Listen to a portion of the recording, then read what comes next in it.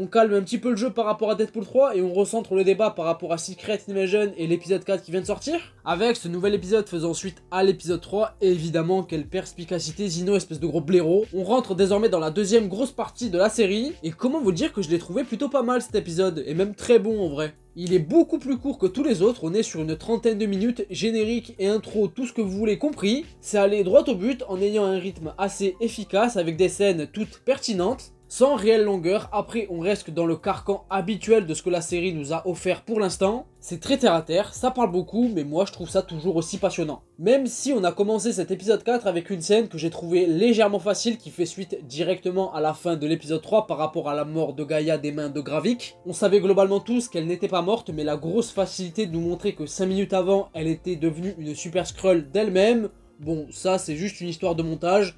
Et j'ai trouvé ça un petit peu facile, je vais pas mentir. Néanmoins, j'espère quand même qu'à travers les 2 derniers épisodes, Gaïa, donc interprétée par Emilia Clarke, sera un personnage un petit peu plus intéressant quand même. Parce que là, surtout Emilia Clarke, je la trouve quand même assez sous-exploitée. Mais avec ce qui se passe à la fin de cet épisode, on peut supposer que ce sera le cas, du moins j'espère, franchement. Par contre, ce que j'ai le plus apprécié dans ce 4e épisode, c'est que là, on bascule donc dans la deuxième partie de la série, ça je l'ai déjà dit. Mais ça y est, on a affaire à un Nick Fury qui reprend un petit peu du poil de la bête. Le côté vieillissant qui n'arrive plus à suivre et qui a toujours un train de retard, ça c'est terminé. Cette fois-ci, on a le retour du vrai Nick Fury et ça fait plaisir. Il arrive à écouter la discussion qu'a sa femme avec Rhodey, le fameux Satan et Skrull. Et d'ailleurs, une des choses que la série a apporté, et celle auquel je m'attendais pas du tout, c'est sa relation avec sa femme. D'ailleurs, dans cet épisode, on a encore un flashback, cette fois-ci qui se place en 2012, juste après les événements du premier film Avengers, et en plus dans une scène qui se passe à Paris. Alors on a 2-3 plans de la ville grand max, avec la tour Eiffel évidemment, sinon on peut pas montrer que c'est Paris, et une scène dans un bar, mais bon, entre nous, on va quand même se contenter de ça. Et franchement, la scène entre lui et sa femme, un petit peu plus tard dans l'épisode, où il comprend réellement, du moins il fait comprendre à sa femme qu'il avait des doutes sur elle depuis très longtemps et qu'il s'en est rendu compte, avec le petit callback et la métaphore à leur poème, et où on te montre en plus qu'à la fin les deux restent loyaux l'un envers l'autre. Mais franchement, je vais pas vous mentir que sur moi en tout cas, ça a fonctionné.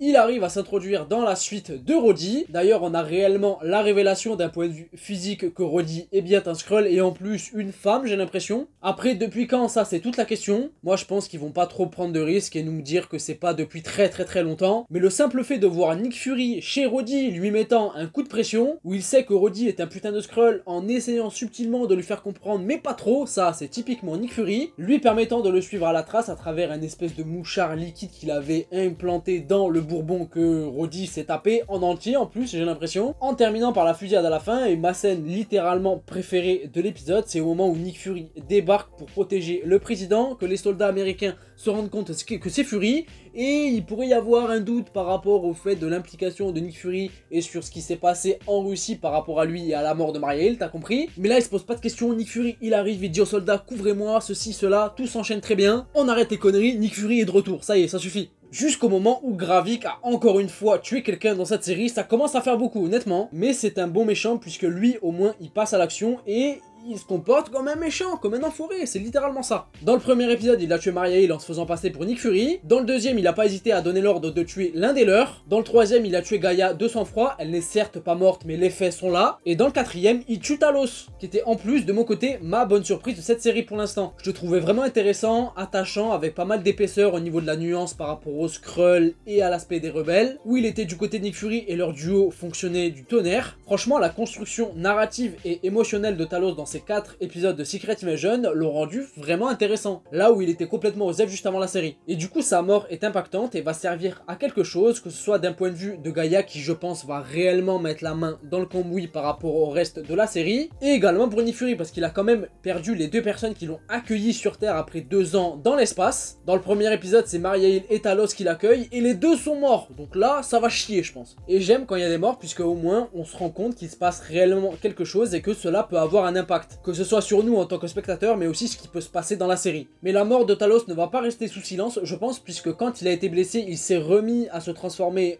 en Skrull, c'est-à-dire en sa forme physique habituelle et normale de base entre guillemets, et tout le monde l'a vu, mais il a quand même tenu à sauver le président et ça je pense que ça passera pas forcément inaperçu, et les Skrulls à la fin de la série obtiendront sans doute gain de cause, surtout grâce à Nick Fury et par rapport à la mémoire de Talos. Mené par le personnage de Gaïa, je pense qu'il sera beaucoup plus nuancé qu'à la fois l'était Gravik et Talos en même temps. En plus on a vu que Gravik il est pas forcément facile à buter l'enfoiré, puisque c'est évidemment un Super Skrull et je pense le premier de la liste. On l'a vu utiliser la capacité de Groot, mais surtout Extremis, c'est assez cheaté cette merde, attention. En tout cas, les choses se sont réellement accélérées, je trouve, dans cet épisode 4, et c'était très cool à voir. Toujours aussi passionnant. Maintenant, il reste 2 épisodes, je sais pas réellement comment la série va se conclure, mais franchement, j'espère que ça va rester dans la même cadence de qualité, de ton, d'ambiance et d'ampleur, espérons-le. Après, par rapport à Nick Fury, par rapport à plein de choses, on pourra sans doute se poser plein de questions, mais sur l'histoire en elle-même et la narration que la série a apporté sur certains personnages et l'ampleur que cela peut avoir, franchement, la construction est belle, pas parfaite. Je sais que ça n'intéresse pas forcément tout le monde parce que voilà, c'est lent, c'est très terre à terre, ça avec une esthétisme pas forcément grandiloquente, explosive, très colorée ou quoi que ce soit, mais c'est le style, on va dire, thriller d'espionnage, d'action, très terre à terre qui est comme ça, et je trouve que c'est pertinent et ça fonctionne très bien depuis le début.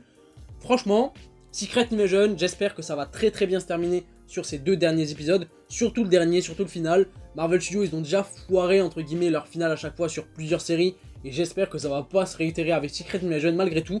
Mais en tout cas, sur les 3 premiers épisodes, on était sur quelque chose de très bon par rapport à la première partie, dans la mise en contexte, dans la mise en abîme des enjeux, des positions de certains personnages, de l'émotion, de ce qui pouvait se passer, etc.